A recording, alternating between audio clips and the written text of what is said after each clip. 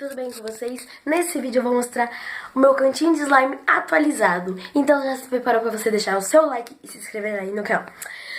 E lembrando que o vídeo que vem vai ser o vídeo de eu mostrando os slimes que eu ganhei e o que eu comprei, tá, pessoal?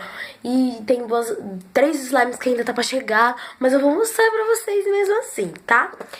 E, gente, aquele cantinho de slime que eu mostrei pra vocês naquele dia, não deu pra colocar as coisas lá, porque não era meu, da minha irmã. Aí, eu coloquei aqui no meu guarda-roupa, que tava sobrando espaço. Então, pessoal, bora lá. Eu estou, né, as minhas slimes estão nesta parte aqui, ó, pessoal, ó. Essas partes, que eu não vou mostrar porque eu vou mostrar no meu vídeo, essa parte, então ninguém viu. Aqui, pessoal, tem os materiais de slime. Tem lantejoulas azul, que são novas, amarela, branca, verde, preta, roxa.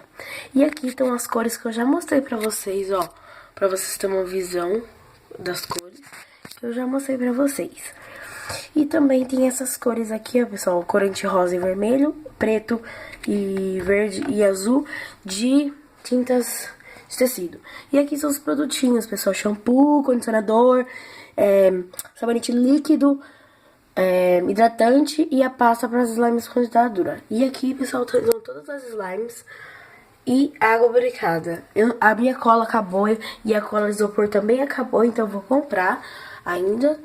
Então eu vou mostrar uma slime atualizada aqui pra você. Vou mostrar mais das slimes que eu não tinha mostrado, só pra não ficar curiosidade de vocês, ó.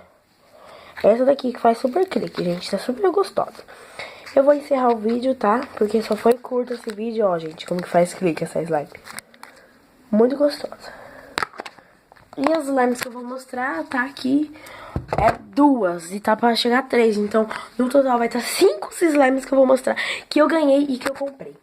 Tá bom, pessoal? Então, galera, espero que vocês tenham gostado do vídeo. Já vai deixando teu like, se inscrevendo no canal e compartilhe com seus amigos. E galerinha, se vocês quiserem um vídeo novo aí de slime, um vídeo diferente, sem ser de slime, você vai deixando seu like. Porque agora é febre, gente, eu tô pensando em gravar só vídeos de slime. Então, tchau!